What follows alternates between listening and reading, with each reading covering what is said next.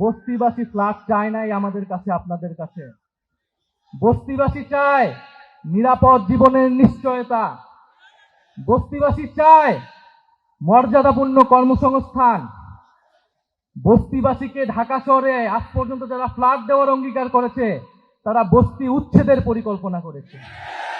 তারা বস্তিতে আগুন লাগিয়েছে, বলা হয়েছে আপনাদেরকে ফ্ল্যাট দিব, আপনারা বস্তি থেকে উচ্ছেদ হন। আমরা আল্লাহ না করুক হয়তো এই ধরনের কোনো প্ল্যান নাই।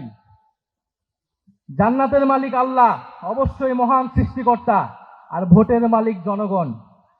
ভোটের মালিক নাগরিক।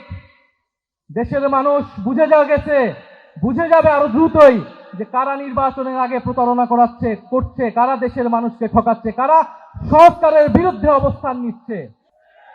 প্রিয় সংগ্রামী বন্ধুগণ, 12ই ফেব্রুয়ারি 10 দলীয় নির্বাচনী ঐক্যের সমর্থিত যার প্রার্থী রয়েছেন, যার যেখানে মার্কা রয়েছে, এই ঢাকা 15 আসনে দাঁড়িপাল্লা, অন্যান্য আসনে শাপলাকলি, রিক্সা সহ 10 দলীয় জোটের যেই মার্কাগুলো রয়েছে, আপনারা তাদেরকে জয়ী করবেন, তাদের সাথে থাকবেন।